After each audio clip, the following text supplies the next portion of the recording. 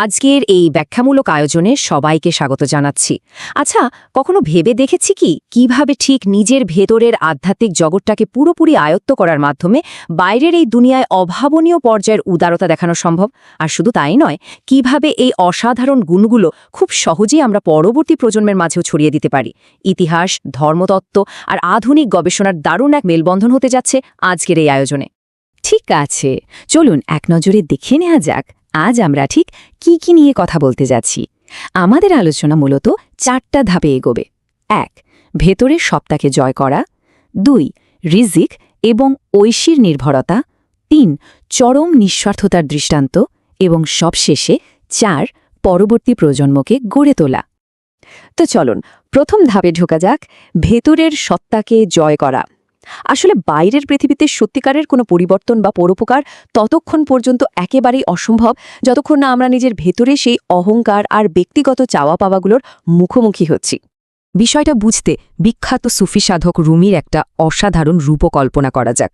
তিনি বলেছিলেন, নফসের এক হাতে থাকে কোরআন ও তসবিহ, আর অন্য হাতের আস্তিনে লুকানো থাকে খঞ্জর। কি ভয়ঙ্কর সুন্দর একটা কথা, তাই না? তিনি মূলত সতর্ক করেছেন যে আধ্যাত্মিক অহংকার কতটা বিপজ্জনক হতে পারে। বাইরে হয়তো খুব ধার্মিক একটা রূপ, কিন্তু ভেতরে ঠিকই স্বার্থপরতা লুকিয়ে আছে। এটা আসলে একটা গুপ্ত বিপদের মতোই। এখন প্রশ্ন হলো, এই নাফস জিনিসটা আসলে কি? ইসলামী পরিভাষায় নাফস হলো মানুষের সেই প্রবৃত্তি যা তাকে খারাপ বা নেতিবাচক কাজের দিকে টেনে নিয়ে যায়। আর এর বিরুদ্ধে প্রতিনিয়ত সংগ্রাম করে যাওয়াকে বলা হয় সর্বশ্রেষ্ঠ জিহাদ বা সবচেয়ে বড় অভ্যন্তরীণ লড়াই। নিজের প্রতিটি চিন্তাকে নিজের নিয়ন্ত্রণে রাখাই এখানে আসল চ্যালেঞ্জ, কারণ এই নিরবচ্ছিন্ন নিয়ন্ত্রণই ভক্তির পরম বিশুদ্ধতা নিশ্চিত করে আর আমাদের ভেতরের অহংকারকে দমিয়ে রাখে। এই ব্যাপারটা আরও পরিষ্কার হবে 8ম শতাব্দীর একজন প্রখ্যাত নারী সুফি সাধক বসরার রাবেয়ার একটা কিংবদন্তি গল্প থেকে। একবার তাকে বসরার রাস্তায় এক হাতে পানির বালতি আর অন্য হাতে জ্বলন্ত একটা মশাল নিয়ে দৌড়াতে দেখা যায়। সবাই তো অবাক, ব্যাপার কি, কেন তিনি এরকম অদ্ভুত আচরণ করছেন? তখন তিনি যে উত্তরটা দিয়েছিলেন তার পিছনের উদ্দেশ্যটা ছিল অত্যন্ত গভীর। তিনি বলেছিলেন তিনি ওই মশাল দিয়ে বেহেশতে আগুন ধরিয়ে দিতে চান আর পানি দিয়ে দোজখের আগুন নিভিয়ে দিতে চান। এর কারণটা কি জানেন? কারণ হলো মানুষ যেন শুধু দোজখের শাস্তির ভয়ে বা বেহেশতের বাগানের লোভে পড়ে উপাসনা না করে, বরং সত্যিকারের ভক্তি হবে এমন যেখানে একমাত্র বিশুদ্ধ ভালোবাসা থেকেই ঈশ্বরের আরাধনা করা হবে। এবার চলুন আমাদের আলোচনার দ্বিতীয় ধাপে যাই, রিজিক এবং ঐশী নির্ভরতা।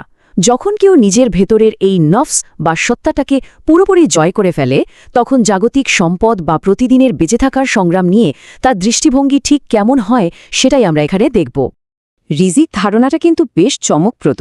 এটা একেবারেই অনমেয়, কিন্তু আর রাজ্জাক অর্থাৎ সর্বশ্রেষ্ঠ রিজিকদাতার মাধ্যমে তা আগে থেকেই নিশ্চিত করা থাকে।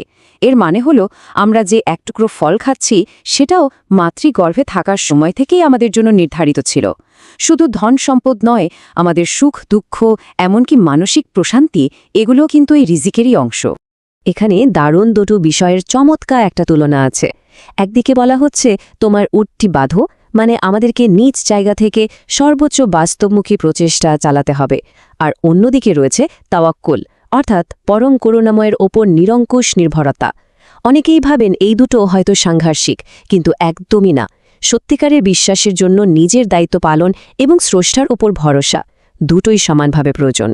তাওয়াক্কুল বা ঐশী নির্ভরতার আসল রূপটা কেমন, তাই বিখ্যাত ভবিষ্যৎবাণীমূলক উপমাটি থেকে খুব সুন্দরভাবে বোঝা যায়। বলা হয়েছে, যদি আমরা যথাযথ ভরসা করতে পারতাম তবে পাখির মতোই আমাদের রিজিক দেওয়া হতো। খেয়াল করে দেখুন, একটা পাখি সকালে একদম খালি পেটে বাসা থেকে বের হয়ে যায়, কিন্তু সন্ধ্যায় ঠিকই ভরা পেটে ফিরে আসে। ঠিক একইভাবে আমাদেরও চেষ্টা করতে হবে এবং বিশ্বাস রাখতে হবে যে আমাদের জন্য নির্ধারিত জিনিস ঠিকই আমাদের কাছে পৌঁছাবে। ঠিক আছে, এবার তৃতীয় ধাপে প্রবেশ করা যাক, চরম নিঃস্বার্থতার দৃষ্টান্ত। এই পর্যায়ে আমরা দেখব কিভাবে ভেতরের নফসকে নিয়ন্ত্রণ করা আর রিজিকের ওপর ঐশ্বরিক ভরসা রাখার বিষয়টা সমাজের সবচেয়ে অসহায় মানুষদের প্রতি চরম উদারতা হিসেবে বাইরে প্রকাশ পায়। তো মূল বিষয়টা হলো, সত্যিকারের ইসলামী দাতব্য কিন্তু শুধু নিজের বাড়তি বা অপ্রয়োজনীয় জিনিস দান করা নয়।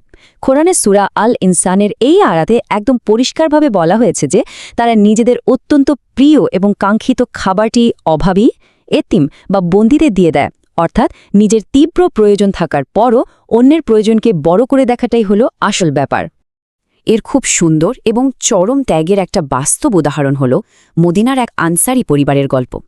তাদের ঘরে শুধু বাচ্চাদের জন্য সামান্য একটু খাবার ছিল। ঠিক তখনই একজন অতিথি এলেন। তারা তখন অভাবনীয় এক সিদ্ধান্ত নিলেন। ক্ষুধার্ত বাচ্চাদের কোনো মতে ভুলিয়ে ঘুম পাড়িয়ে দিলেন। তারপর ঘরের একমাত্র প্রদীপটা নিভিয়ে ফেলে অন্ধকারে নিজেদের খালি প্লেটে চামচ নেড়ে খাওয়ার ভান করতে লাগলেন, যেন অতিথি বিন্দুমাত্র বুঝতে না পারেন যে তারা আসলে না খেয়ে আছেন। গল্পটা কিন্তু এখানেই শেষ নয়। পরের দিন সকালে যখন ওই পরিবারটি নবী মোহাম্মদের সাথে দেখা করতে গেলেন, তখন তাদের জানানো হলো যে নিজেদের অভুক্ত রেখে অতিথিকে আপ্যায়ন করার এই বিশাল আত্মত্যাগ পরম সত্তার কাছে ভীষণভাবে প্রশংসিত হয়েছে। ভেবে দেখুন ভেতরের বিশুদ্ধতা কিভাবে চরম ত্যাগের রূপ নেয় আর ঐশ্বরিক স্বীকৃতি লাভ করে। ঐতিহাসিক সেই মূল্যবোধগুলো কিন্তু আজও হারিয়ে যায়নি। আধুনিক উপায়ে বিভিন্ন সংস্থা, যেমন ধরুন লাভ হোপ রিলিফের মতো প্রতিষ্ঠানগুলো এগুলো প্রয়োগ করছে। তারা অসহায় এতিম শিশুদের প্রতিদিনের খাবার দেওয়া, শিক্ষা ও চিকিৎসার ব্যবস্থা করা, এমনকি ঈদের আনন্দের জন্য ভোজের আয়োজনও করছে।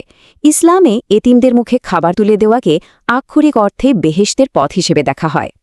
আমরা চলে এসেছি আমাদের আলোচনার একেবারে শেষ ধাপে, পরবর্তী প্রজন্মকে গড়ে তোলা। এতক্ষণ ধরে আমরা যে গভীর নৈতিক আর আধ্যাত্মিক মূল্যবোধগুলোর কথা বললাম, সেগুলো কিভাবে খুব টেকসই উপায়ে আমাদের শিশুদের মাঝে ছড়িয়ে দেওয়া যায়, সেটাই এখন দেখার বিষয়। চলুন বিমূর্ত এই দর্শনগুলোকে এবার একটু বাস্তব তথ্যের সাথে মিলিয়ে দেখি। ইন্দোনেশিয়ার একটি শিক্ষা বিষয়ক গবেষণায় দেখা গেছে যে শুধুমাত্র গল্প বলার পদ্ধতির মাধ্যমেই শিশুদের নৈতিক বিকাশে প্রায় 94.81% পর্যন্ত উন্নতি হয়েছে। হ্যাঁ, ঠিকই শুনেছেন, পরিসংখ্যানটা সত্যিই অবাক করার মতো, তাই না? এখন প্রশ্ন আসতে পারে, শিক্ষকরা ঠিক কিভাবে শিশুদের আচরণে এত বড় পরিবর্তন নিয়ে আসেন? আসলে শুধু আধ্যাত্মিক একটা মেসেজ দেওয়াই যথেষ্ট নয়, সেটা কিভাবে উপস্থাপন করা হচ্ছে তার প্রাণবন্ত ভঙ্গিটিও সমান গুরুত্বপূর্ণ।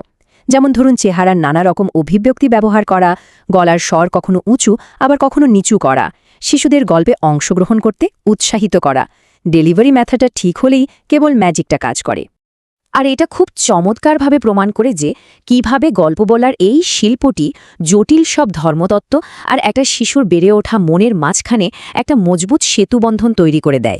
শিশুরা যখন আগ্রহ নিয়ে এই গল্পগুলো শোনে, তখন তারা একেবারেই অবচেতনভাবে সততা, দায়িত্ববোধ আর সহানুভূতির মতো দারুণ সব গুণ নিজেদের মধ্যে ধারণ করতে শুরু করে।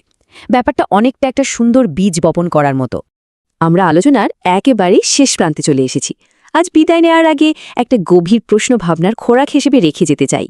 আচ্ছা, এমনটা কি হতে পারে যে আমাদের নিজেদের ভেতরের এই অহেতুক উদ্বেগ আর অহংকারগুলোই বাইরের পৃথিবীতে আমাদের চরম উদারতা প্রকাশের পথে একমাত্র বড় বাধা? একটু ভেবে দেখবেন, বিশ্বকে পরিবর্তন করার প্রথম ধাপটা কি তাহলে নিজের ভেতরের সত্তাকে জয় করার মাধ্যমেই শুরু হয় না? আজকের এই ব্যাখ্যামূলক আয়োজনটি আশা করি আমাদের সবাইকে নতুন করে ভাবতে সাহায্য করবে। এতক্ষণ সাথে থাকার জন্য